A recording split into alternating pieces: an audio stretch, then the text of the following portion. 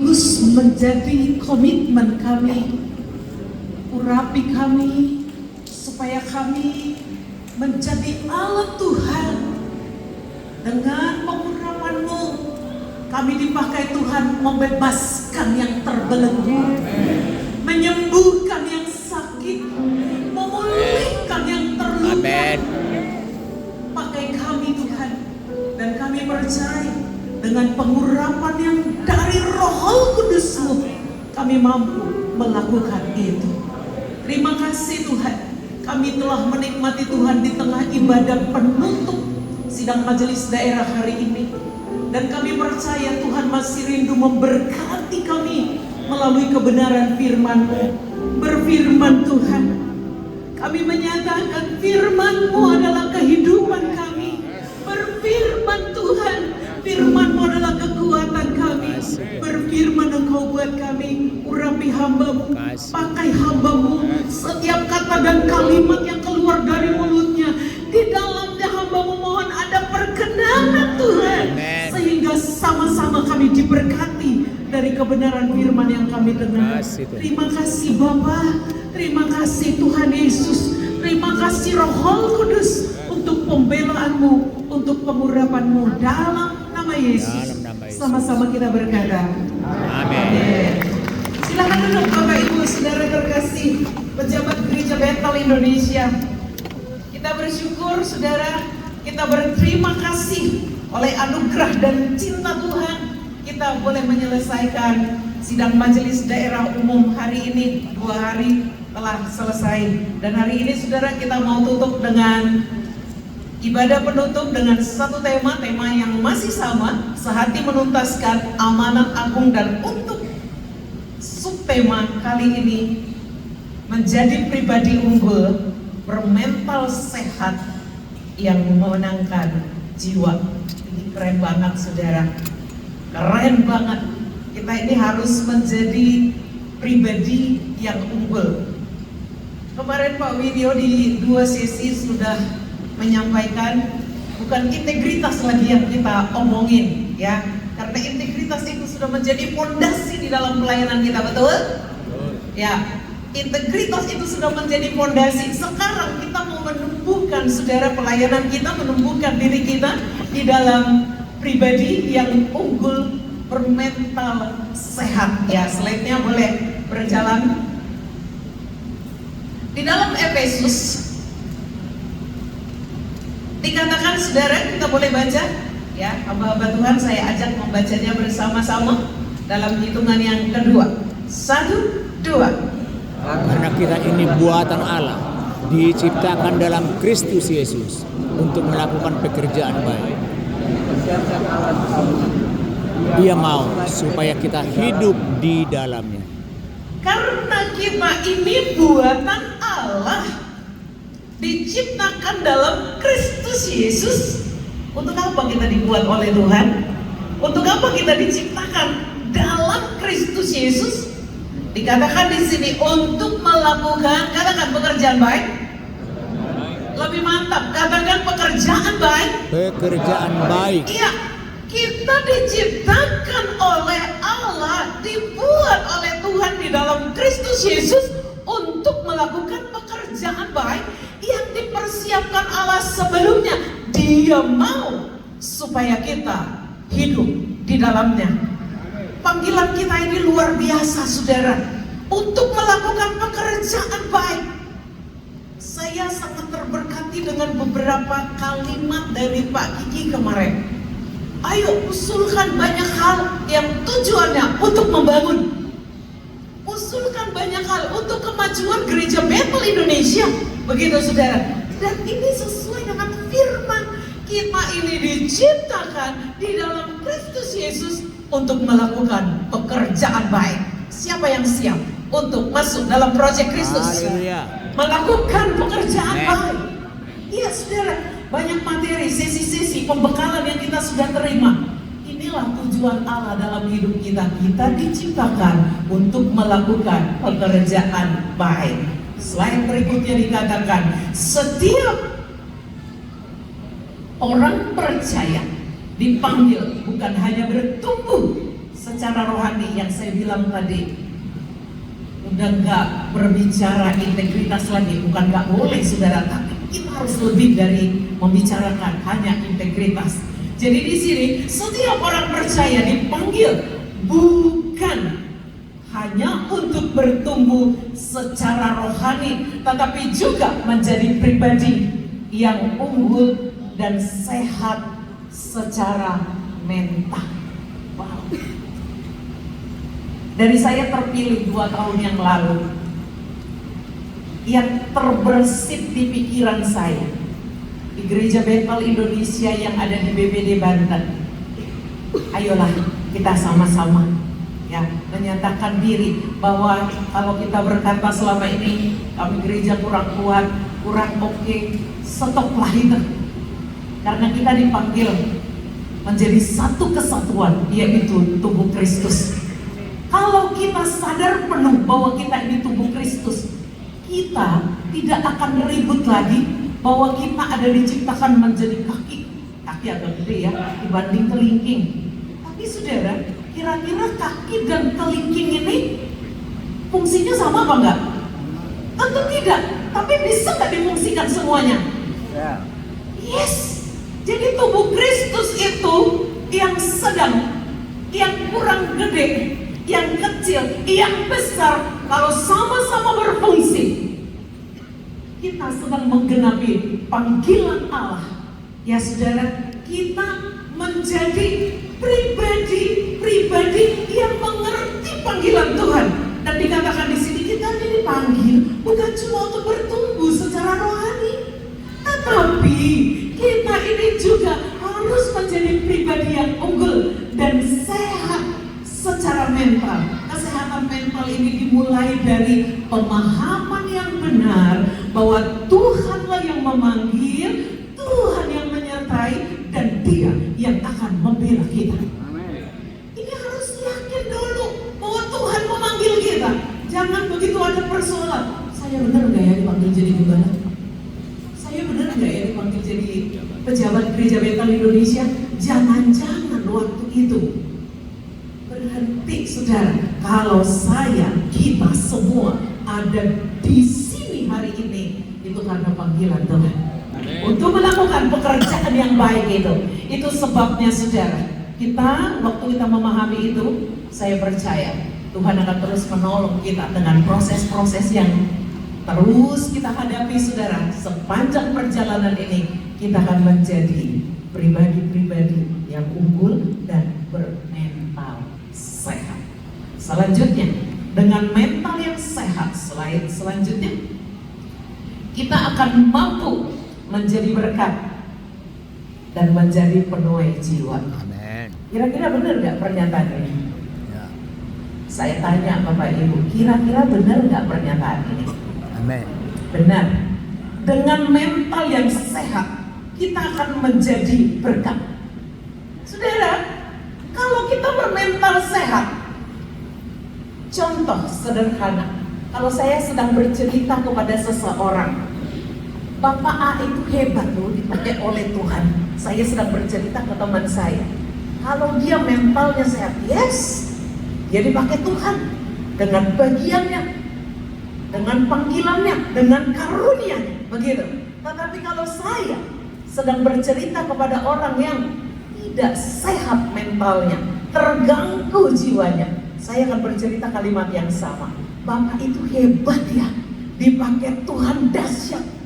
Orang yang kurang ini saudara, kurang sehat atau mengalami gangguan di dalam jiwanya, dia akan bilang begini, kira-kira, yes, dia dipakai Tuhan. Tapi Bu Eis tahu nggak? Lanjut kan? Dia itu karena gereja di sebelah itu loh tutup, makanya jemaatnya banyak.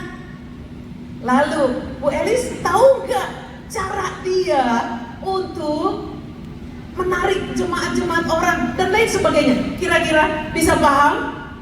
Bisa paham? Tetapi dengan mental yang sehat, dengarkan saya Bapak Ibu Saudara terkasih, kita ini sanggup menjadi berkat dan menjadi penuai jiwa. Jadi harus dimulai dari mental yang sehat. dengan 2 hari sidang MD. Betul, kita nggak dapat pil ajaib di sini ya Pak Joel. Ada proses, tapi paling tidak kita sudah dibukakan jalan lebih lagi untuk memahaminya, untuk menjadi berkat. Jadilah pendeta yang sehat mentalnya. Pergumulan tetap ada Bapak Ibu walaupun kita sehat mentalnya. Betul, jangan bilang gak ada pergumulan. Itu tetap ada karena itu proses kehidupan. Tapi dengarkan saya, dengan mental yang sehat kita bisa menghadapi segala sesuatu dengan baik. Oleh karena kita sehat, jadi kita dipercaya oleh Tuhan untuk memenangkan jiwa dan menjadi berkat. Kita belajar sedikit saudara, apa itu unggul? Kemarin Pak Wiryo sudah bertanya, apa itu unggul? Unggul adalah hebat, unggul mengalahkan yang lain. Memang begitu Kamus Besar Bahasa Indonesia, contohnya begini. Oh, Indonesia unggul 2-0 melawan apa gitu, paham kan? Indonesia menang, Indonesia lebih baik dari negara mana gitu, 2-0 atau pesepak bola lah yang biasa menggunakan kata dia unggul, begitu saudara. Jadi unggul itu saudara lebih tinggi mutu dan kualitasnya. Saya lanjut, lebih baik dari yang lain. Tapi dengarkan yang ketiga ini, mampu mengalahkan. Siapa saudara yang harus kita kalahkan? Setan. Orang gereja kan gitu. Siapa yang kita kalahkan? Setan. Banyak hal yang harus kita kalahkan. Jadi unggul itu kita belajar dulu. Unggul itu adalah lebih tinggi mutunya atau kualitasnya. Bandingkan diri kita dari tahun ke tahun saudara. Ini penting buat kita, bukan untuk sombong, tetapi bandingkan diri kita dari tahun ke tahun supaya kita mengerti saudara, supaya kita tahu dan supaya kita menikmati bahwa kita ini unggul, lebih baik dari tahun ke tahun, terus lebih baik saudara. Ada satu pernyataan yang agak nyelekit, dikatakan begini, kalau kau berharap hasil yang lebih baik, jangan pernah lakukan hal yang sama.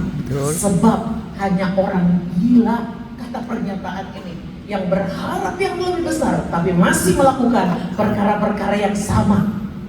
Hanya orang gila. Waktu saya baca itu saudara, sadis amat. Tapi ada benarnya saudara, hanya orang yang gak paham, hanya orang yang sakit mental, yang berharap besar tapi masih melakukan hal-hal yang sama. Kalau kita saudara mau mendapat hasil yang lebih baik, kita harus meningkatkan kualitas mental kita. Unggul rohani kita, unggul karya kita. Itu penting Bapak Ibu. Karena orang unggul itu dia lebih baik kualitasnya, mutunya harus lebih baik dari yang lain saudara. Kemarin saya bilang di sidang di rapat pleno kami, saya udah singgung sedikit ini. Kita mesti unggul. Unggul itu lebih baik dari yang lain. Ini bukan jago-jagoan atau saya lebih hebat dari Pak Doni. Bukan. Tujuannya, saya harus lebih baik dari yang kemarin. Lebih baik dari yang kemarin. Tujuannya, karena Tuhan mau tadi ayatnya, Dia mau kamu hidup di dalamnya. Jadi kita ini harus hidup berkualitas. Amin. Amin. Kita harus hidup berkualitas. Lalu mampu mengalahkan. Berikutnya, bermental sehat itu apa? Berpikir dengan jernih. Ini ciri-ciri saudara. Mengelola emosi dengan bijak. Mampu berelasi dengan baik. Menghadapi tekanan secara wajar. Coba Bapak Ibu, ada 4 ciri-ciri, tanda-tanda yang kita pelajari ini. Ada 4 orang yang bermental sehat. Bapak Ibu sudah memiliki 4-4-nya, katakan haleluya. Kok agak males ya? Bapak Ibu sudah memiliki 4 ciri-ciri ini? Amin. Haleluya. Real atau dengan iman? Proses, proses. Oke. Mari kita belajar. Berpikir dengan jernih. Saudara yang dikasihi oleh Tuhan, banyak yang kita harapkan tidak selalu terjadi sesuai dengan harapan itu. Betul? Ya. Ini perjalanan saudara. Kita yang gembala, saya gembala, Bapak Ibu juga banyak yang jadi gembala, dan semua kita hamba Tuhan. Kalau jemaat curhat, saudaraku, biasanya kita bilangkan, sudahlah, sabar. Mungkin Tuhan berkehendak lain. Itu benar, Bapak Ibu. Itu benar. Tapi saya mau kasih tahu, bagaimana kalau kondisi itu ada di kita, yang kita harapkan itu gak terjadi. Dan jemaat kan kadang-kadang gak berani bilang, Bapak Gembala, Ibu Gembala, mungkin Tuhan berkehendak yang berbeda, mungkin Tuhan membuat satu rancangan yang luar biasa. Bagaimana dengan kita, saudara? Hari ini kita mau belajar orang yang bermental sehat itu berpikir dengan jernih bahwa segala sesuatu Tuhan yang pegang kendali. Amin. Yang pegang hidupku. Betul? Siapa dia? Dia yang pegang hidup kita, saudaraku. Jadi kalau apa yang menjadi harapan kita tidak menjadi realita, berpikir jernih. Dan segala sesuatu persoalan yang kita hadapi itu, saya percaya, saudara, Tuhan bisa mengubah itu menjadi kebaikan. Mengelola emosi dengan bijak. Saudara, saya 17 tahun di Korda WBI, dari ketua Korbit, wakilnya Mami Dewi 9 tahun, dan jadi ketua Korda 1 periode, saudara. Di dalamnya ada satu modul yang menjadi unggulan dari PPWBI, ada Ibu Ipon, ya, Mesokim di sini, sekretaris di PPWBI. Ada satu modul wanita cakap berdampak. Saya salah satu pengajar di dalamnya. Ini sangat digaung-gaungkan, mengelola emosi dengan bijak. Jadi Bapak Ibu begini maksud saya, kalau ada persoalan yang kita hadapi, dengarkan, kelola emosi kita dengan bijak. Khususnya para wanita yang bermain di sini, di perasaan. Kalau pria kan katanya bermain di logika, ya. Tapi wanita ini, saudara, kadang-kadang persoalan itu nggak terlalu besar dibanding dengan gejolak, dengan emosi yang ditampilkan untuk menghadapi pergumulan itu. Jadi hari ini wanita atau pria yang bermental sehat itu harus sanggup mengelola emosi dengan bijak. Saya lanjut, mampu berelasi dengan baik. Nah, ini penting. Kemarin saya di briefing sama Pak Wiryo di meja makan. Bu, banyak pergumulan di BPD lain. Saya percaya pergumulan yang sama ada di BPD Banten. Apa itu? Satu sama lain hubungannya nggak sehat, sehingga membuat tekanan demi tekanan. Begitu, membuat tekanan demi tekanan. Lihat pendeta maju kok kitanya ketar-ketir, kitanya khawatir, kitanya iri. Itu tadi, tuh saudara, gak sehat kitanya. Tetapi hari ini, saudara, ini ciri-ciri ini penting, ya, mampu berelasi dengan baik. Jadi ibu, kata Pak Wiryo, ibu tolong aktifkan. Saya sampaikan langsung pesannya Pak Wiryo di sini, ya, sebagai salah satu ketua BPP kita. Tolong supaya pendeta-pendeta pembina, siapa Bapak Ibu? Tolong jawab saya dong supaya saya semangat. Supaya pendeta-pendeta pembina, siapa Bapak Ibu? Gembala pembina. Melakukan perannya lebih mantap. Apa itu? Kalau pendeta pembina membawai 1, 2, 3 atau 5 orang pejabat, tolong diberi masukan, tolong dibangun hubungan, tolong didoakan, tolong ditanya kabarnya, kurang lebih begitu. Supaya tekanan demi tekanan ini, saudara, yang dimulai tadi apa? Gak paham harus berelasi dengan baik, itu diminimalisasi sehingga semua kita makin sehat, makin sehat. Pendeta yang dibina sehat, pendeta yang membina juga sehat. Jadi kita akan melihat kemuliaan Allah di Banten, saudara. Karena apa? pejabat-pejabatnya bermental sehat dengan mampu berelasi dengan baik. Amin. Saya punya pengakuan sedikit aja. Waktu saya di Korda, saya sering rapat ke Modern Land karena Dewi ketua Jemaat Modern Land. Kalau saya ketemu Pak Doni, baru kali ini saya ngaku di Pak Doni. Saya lihat Pak Doni, oh ampun ini orangnya hebat, kayaknya nggak bisa dijangkau gitu. Menurut saya waktu itu, padahal Pak Doni kalau lihat saya parkir, Bu, gitu. Buat saya ini pencitraan. Karena apa? Pak Doni ini hebat banget menurut saya. Kayaknya nggak tersentuh ini orang hebat. Begitu saya tahu, ternyata benar dia orang hebat, dia dokter. Gitu saudara. Tapi begitu sekretaris, alamak, cair banget orangnya, keren banget orangnya. Haleluya. Saudara, dia sangat menghormati saya sebagai pemimpinnya. Saya berpikir, ya ampun, kalau dulu saya berpikir ini orang gak mungkin bisa disentuh, tapi ternyata dia hebat. Kenapa saya memberi contoh ini Bapak Ibu? Saya tidak sedang memuji-muji, saya cuma memberi contoh. Ya walaupun itu pujian memang. Ya, saudara, dengarkan saya. Kemungkinan kita mengalami hal yang sama dengan beberapa rekan kita. Hubungan relasinya itu. Pak Wiryo kayaknya begini. Om Suyanto orang pusat, kayaknya susah disentuh, gak mungkin cair. Pak Sukamto, waduh 2 periode, tambah setahun lagi jadi 9 tahun ya. Sekarang MPL gak bisa disentuh. Dengarkan saudara, bangun hidup kita dengan sehat mental, kita bisa berelasi ke atas maupun ke bawah. Benar Bapak Ibu. Saya pengalaman dengan Pak Doni. Ya, saya pikir dia tuh gak bisa disentuh. Tapi luar biasa saudara, pemimpin rapat keren, cair, gak ada tegang-tegangnya. Jadi kalau saudara mengalami hal yang sama, Bapak Ibu, tentang Pak Doni, itu salah. Ya, itu salah. Dia hebat. Selanjutnya, menghadapi tekanan secara wajar. Nah, Bapak Ibu, kita ini hamba Tuhan, sering banget tekanannya itu, aduh gak ada waktu.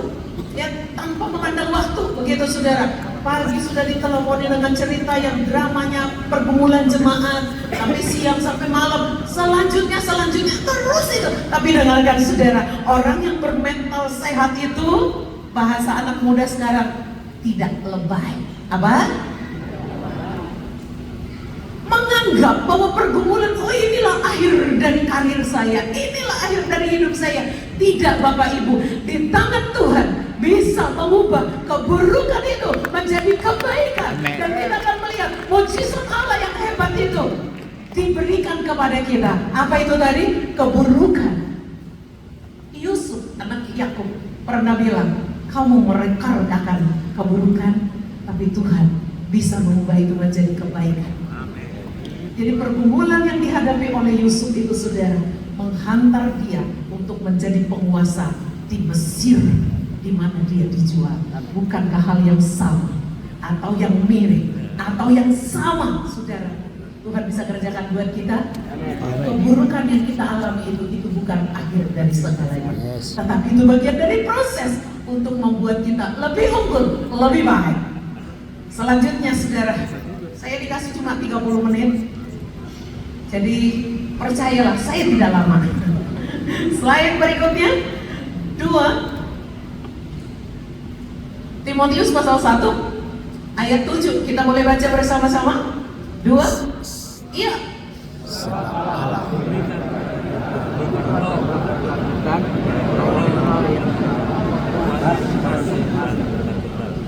Allah kita memberikan kepada kita bukan roh ketakutan, melainkan roh yang membangkitkan kekuatan, kasih, dan ketertiban. Ayat ini sudah mantap lah buat kita. Ya, selanjutnya saudara, bagaimana membangun pribadi unggul, bermental sehat, yang sanggup menjadi penuai jiwa. Yang pertama saudaraku, tidak bisa tidak. Yang pertama adalah terhubung dengan Kristus. Sebab di luar aku, kamu tidak bisa berbuat apa-apa. Betul? Kita ini harus terhubung dengan Kristus saudara. Kita baca ayatnya supaya ayat ini menjadi rema. menjadi kuasa yang membangun, yang mengubah kita. Dua, ya, akulah rata kami barang siapa tinggal di dalam aku di dalam dia Bapaknya di luar aku kamu tidak dapat sebab di luar aku kamu tidak dapat Berbuat apa-apa. Bapak Ibu, saya tidak sedang mengajari Bapak Ibu, tidak menggurui, tetapi saya mengajak Bapak Ibu, mari kita sama-sama belajar. Kadang-kadang saudaraku, maaf, kadang-kadang hubungan kita menjadi retak, bahkan kadang-kadang di dalam beberapa waktu sampai bisa terputus dengan Tuhan oleh karena berbagai hal, pergumulankah, kesibukankah. Tapi dengarkan ayat ini prinsip buat kita. Di luar Yesus tidak dapat berbuat apa-apa. Di luar Yesus kita tidak bisa berbuat apa-apa. Di beberapa gereja, saya kasih satu ilustrasi sederhana. Handphone kita ini, saudara, handphone Bapak Ibu, apapun mereknya, dia tidak akan pernah hebat selama dia tidak terhubung dengan yang namanya energi, yaitu listrik. Sinyal bagus katanya, mereknya bagus katanya, fiturnya keren katanya, tapi kalau dia tidak terhubung dengan yang namanya energi, energinya adalah listrik, saudara, dia tidak akan jadi apa-apa. Menangkap sinyal. Saudara mau pasang aplikasi BCA, nggak bisa transfer. Mau WA, nggak bisa. Selama dia tidak terhubung dengan energi. Demikian dengan kita. Maaf saudaraku, apa pengalaman kita? Apa yang kita sudah lakukan? Apa pendidikan kita? Kayak apa kerennya hidup kita? Kalau kita nggak terhubung dengan Kristus, kita tidak bisa berbuat apa-apa. Jadi kita harus dengan rendah hati gandul Gusti, amin. Bergantung sepenuh kepadanya supaya kita ini bisa bermental sehat. Gak bisa kita bermental sehat, saudara, apapun yang kita lakukan selama kita belum terhubung dengan sumber energi yang sejati, yaitu Yesus Kristus. Berikutnya, tinggal dalam komunitas yang sehat. Slide berikutnya, supaya kita bagaimana membangun pribadi yang sehat di dalam mental, tinggal dalam komunitas yang sehat. Dalam Ibrani dikatakan, marilah kita saling memperhatikan supaya kita saling mendorong dalam kasih dan dalam pekerjaan baik. Ini benar ya, saya nggak perlu bahas ini Bapak Ibu. Poin yang terakhir untuk membangun pribadi yang sehat secara mental, yang ketiga adalah terus belajar memperlengkapi diri. Saya akan bahas ini lebih dalam. Bapak Ibu, kalau Bapak Ibu diberi kesempatan untuk belajar secara formal, ayo, jangan cuma bilang, udahlah bergantung kepada Roh Kudus. Betul, bergantung kepada Roh Kudus itu nomor satu. Tapi kita pun harus memperlengkapi diri kita.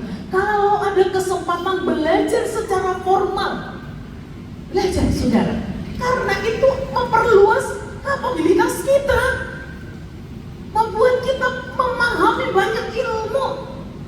Ya saudara, yang tujuannya kalau kita memiliki banyak hal, berarti kita memiliki modal untuk menjadi berkat.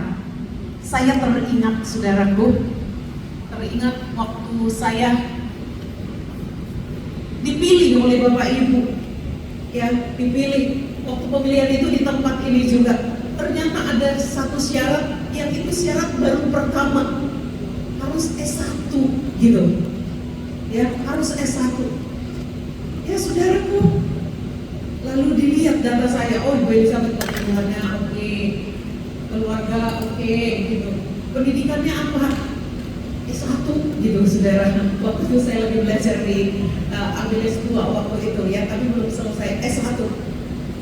Ya, Pak Sam tanya saya, Bu, S1-nya diakui negara nggak? Gitu. Iya dong, jangan S1 abal-abal. Saya bilang iya Pak.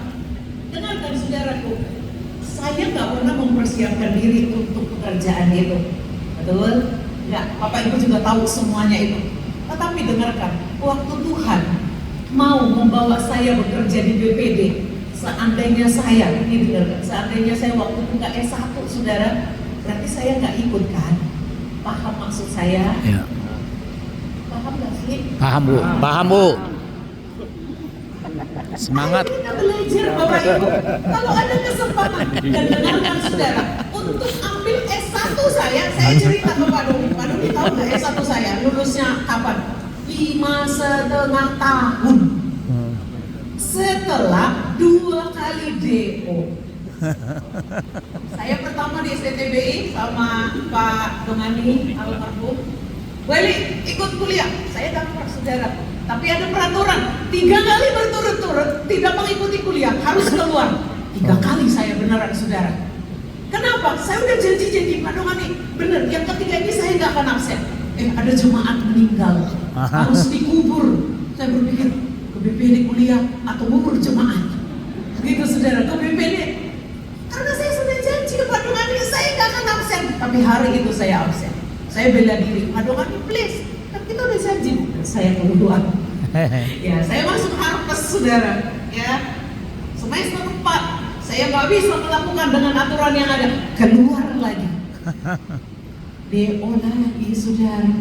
Tetapi saya mau say thank you kepada my husband. Ya, kamu nggak bisa berhenti begitu. Keluar di sini, harus ada yang bisa meluluskan kamu. Belajar kamu. Tiap hari lah sebutnya, sering sekali. Kamu harus kuliah. Buat apa? Udah gembala, sudah jadi istri pengusaha, ya cukup dong. Buat saya belajar kamu. Akhirnya saya daftar saudara. Luluslah saya 5,5 tahun. Ya saudara, harus itu udah langsung S2 tuh. Ya saudara, saya keluar karena mau wisuda tahun itu pas COVID saudara. Jadi saya bilang bisa saya, tapi dengarkan, penting ini, perlengkapi diri kita saudara. Ya. Saya kalau trio anak muda ini di KSB, Pak Doni, Pak Han, Pak Nathan, saya sama Pak Bumba senior lah. Ya, kalau mereka cerita yang seru, banyak hal yang jujur saya nggak nyampe. Mereka seru banget, begini dari merek sepatu sampai merek yang lain, saya nggak paham kadang-kadang ngomongin apa. Dengarkan, kalau kita belajar berarti banyak hal yang kita tahu. Itu loh yang tujuannya, dengar Bapak Ibu, kita ini memperlengkapi diri bukan untuk sombong, tetapi supaya kita banyak modal untuk memberkati banyak orang. Amen. Itu tujuannya. Jadi dengarkan, saya ulang lagi, dengarkan. Belajar kalau ada kesempatan untuk formal, tetapi kalau belajar formal tidak memiliki kesempatan, nggak ada pintu terbuka untuk itu. Contohnya, nggak ada biaya, bisa saja. Nggak ada waktu, bisa saja. Atau SMA aja nggak lulus, bagaimana mau kuliah, Bu? Tapi untuk baca buku nggak diminta kuliah, ijazah terakhir kan? Ijazah terakhir baru boleh baca buku, ini harus SMA. Nggak, jadi baca buku banyak-banyak supaya otak kita, saudaraku, diisi. Yang tujuannya sekali lagi bukan untuk sombong-sombongan, tetapi saudara memperlengkapi diri. Di Amsal ini dikatakan, baiklah orang bijak mendengar dan menambah ilmu, dan baiklah orang yang berpengertian memperoleh bahan pertimbangan. Saya petik satu lagi saudaraku, saya pengajar wanita cakap berdampak masa itu 2 tahun udah gak ngajar saudara, karena saya lebih fokus di BPD. Ada satu pernyataan di modul itu yang saya nggak pernah bisa lupa. Dikatakan hidup ini ditularkan dan menularkan. Ya saudara, makanya waktu COVID suruh social distancing. Ya saudara, jaga jarak saudaraku, supaya nggak tertular, gitu kan? COVID itu virusnya saudaraku, kuman-kumannya. Karena kehidupan ini tidak bisa lepas dari tular menular itu saudara. Jadi itu yang disebut bergaullah dengan orang-orang hebat, maka kehebatan orang-orang itu akan menjadi bagian kita, karena tertular saudaraku. Di dalam Korintus dikatakan, pergaulan yang buruk. Ayo para pendeta, saya pengen Bapak Ibu menjawabnya dengan lantang. Pergaulan yang buruk Merusak merusak kebiasaan yang baik. Kita bisa balikkan, pergaulan yang baik yang baik akan menggantikan menularkan kebiasaan-kebiasaan yang baik. ya. Saya merasa saudaraku, saya banyak tertular dari Pak Doni. Pak Doni hebat orangnya. Dia bercerita, oh iya ya, begitu saudara. Dengarkan saya Bapak Ibu, bergaul dengan orang-orang yang sehat mental, maka hidup kita akan menjadi sehat juga. Jangan bergaul melulu dengan orang yang toksik. Ya saudara, yang gak pernah bisa melihat kebaikan orang lain dengan kacamata yang dari Tuhan. Selalu ada embel-embelnya. Ya, jelas aja dia baik. Karena Tuhan menjaganya. Coba Tuhan ambil. Itu kata-kata siapa itu? Kata-kata siapa itu? Iblis. Iblis. Itu kata-kata iblis. Jadi jangan ada lagi kata-kata itu di antara kita. Karena seorang pun tidak ada di sini utusan iblis. Saya berani bilang, gak ada iblis di sini, enggak lah. Ya saudara, utusan. Gak ada saudara. Coba ambil kesehatannya. Coba ambil anaknya, ambil apa yang dia punya. Pasti dia mau untukmu. Nah, hari ini saudara, kita orang-orang yang bermental sehat, dengarkan saya. Baiklah orang bijak, mendengar dan menambah ilmu. Baiklah orang yang berpengertian, memperoleh bahan pertimbangan. Dimulai dari apa saudara? Ayo kita bergaul dengan orang-orang hebat. Amen. Orang-orang yang tulus, maka ketulusannya akan terimpartasi. Orang-orang yang rendah hati, jangan orang-orang yang sombong. Atau bahasa kerennya sekarang orang-orang sombong, saudara. Lama-lama kita sombong, bener.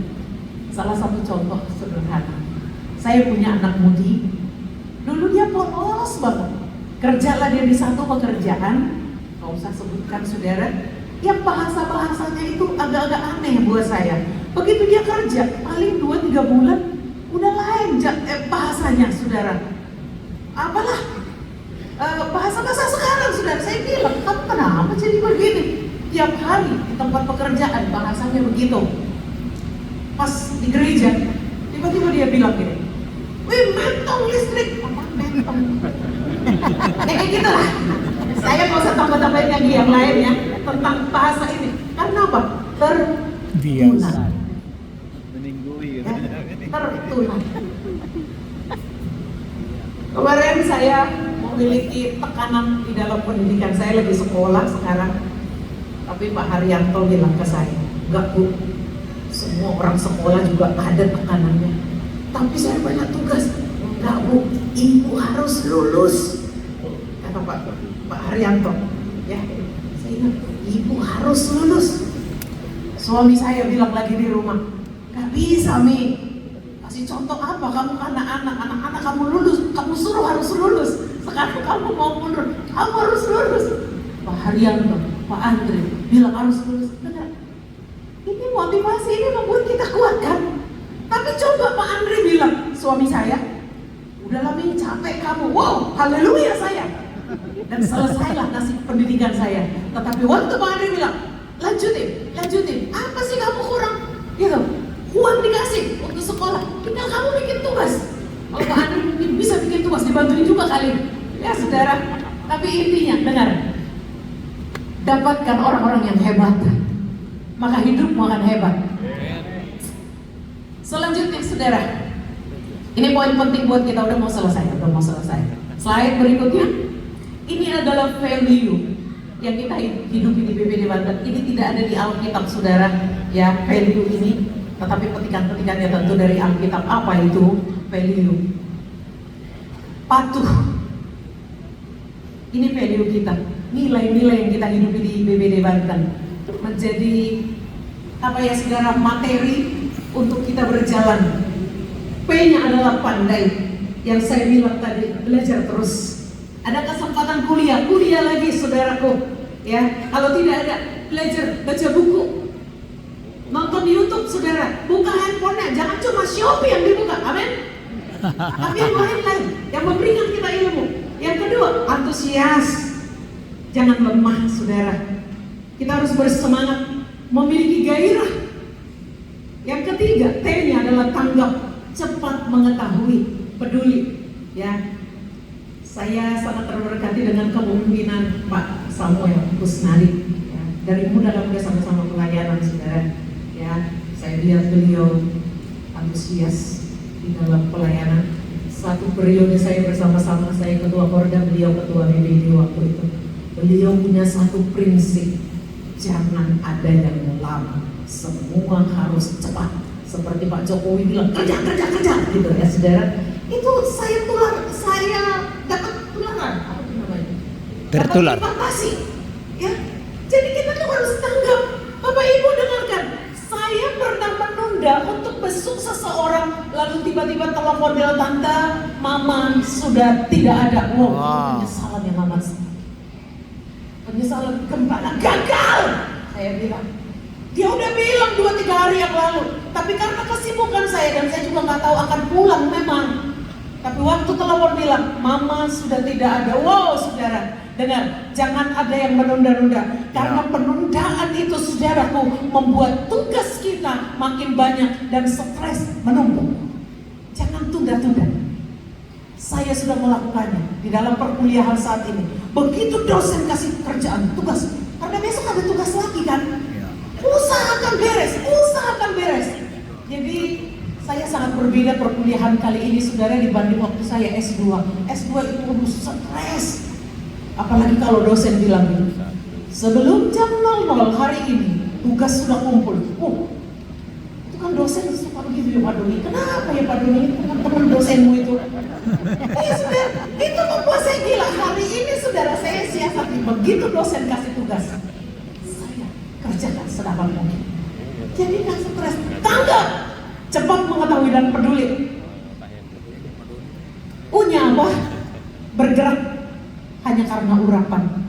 Ya saudara, oleh urapan Tuhan kita melakukan apa yang dahsyat. Dengar, apa yang kita nggak sanggup, Tuhan akan menyempurnakan. Amin. Tadi malam jam 11 kurang saya masih WA-an dengan Pak Doni untuk persiapan hari ini. Ada satu kalimat terakhirnya saudara di WA-nya, segala sesuatu yang kita sudah persiapkan, biar Roh Kudus yang ambil alih. Amin. Ya saudara, apa yang engkau nggak mampu? Mungkin engkau merasa engkau sendiri. Mungkin engkau merasa uang nggak memadai. Mungkin engkau merasa kok rekan-rekan sekerja nggak mendukung. Ada Roh Kudus yang akan menggerakkan, yang akan menolong. Dan ini yang saya mau bagikan Bapak Ibu. Setelah kita lakukan segala sesuatunya, katakan, kau ambil alih. Lanjut. Seluruh hidupku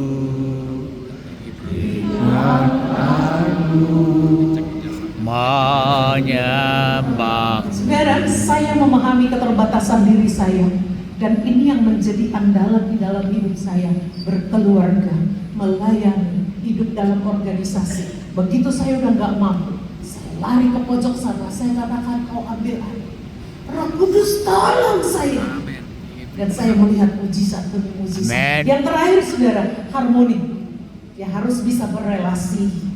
Harmoni itu adalah selaras dan serasi, bekerja sama untuk menghasilkan sesuatu karya yang semuanya saudara di dalamnya luhur, yang semuanya bagi kemuliaan Allah kita. Jadilah pribadi yang unggul, bermental sehat, yang menuai jiwa. Tuhan Yesus memberkati kita. Haleluya. Mari kita berdiri saudara.